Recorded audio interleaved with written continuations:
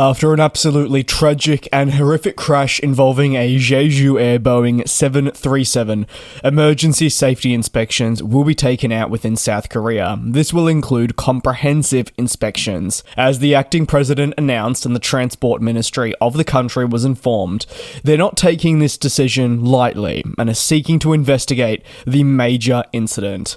179 of the 181 people aboard the Boeing 737 with JejuAir, which could not perform a safe landing and didn't have its gear down, sadly passed away. It is an incident that has made headlines right around the world. Since this, it was mentioned the control tower issued a bird activity warning.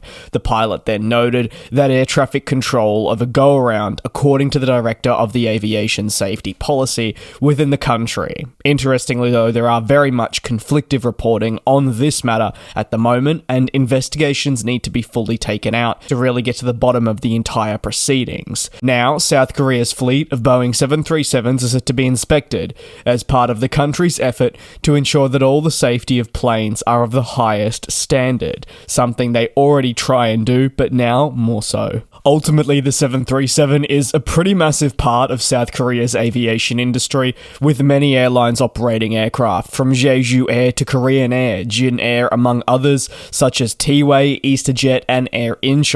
Inspections will take time, but they're not being taken lightly. Again, the 737-800, a fundamental part of the country's aviation industry, especially when looking at your single-aisle short-haul operations. A thorough examination of compliance and various regulations are expected to take place, including looking into the operational records, inspections, and maintenance conducted before and after flights. All this will be performed, and the endeavours were confirmed again by the aviation policy officer in South Korea. The aircraft involved, while part of the broader 737 family, is not that of the latest generation 737 MAX. It is rather a 737-800, part of the previous 737NG series, next generation if you will.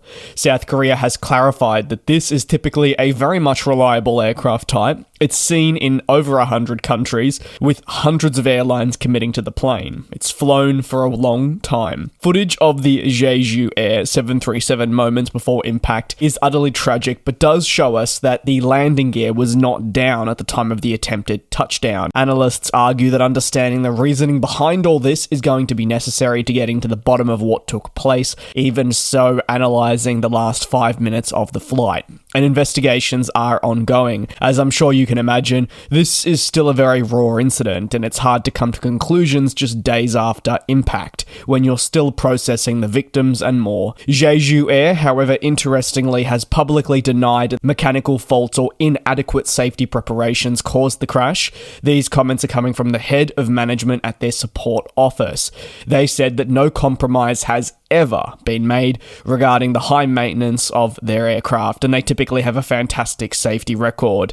I'd love to hear your take. You're more than welcome to leave your take down below in the comments. Thank you very much for watching, given the circumstances. I know this video will be going live, for me at least, at midnight on the 1st of January. I know it's probably not the best time, but I would just like to wish you a very happy and safe 2025, and fingers crossed for everyone, it is a good one, including the aviation industry, and we don't start off on the wrong foot. And we'll fly.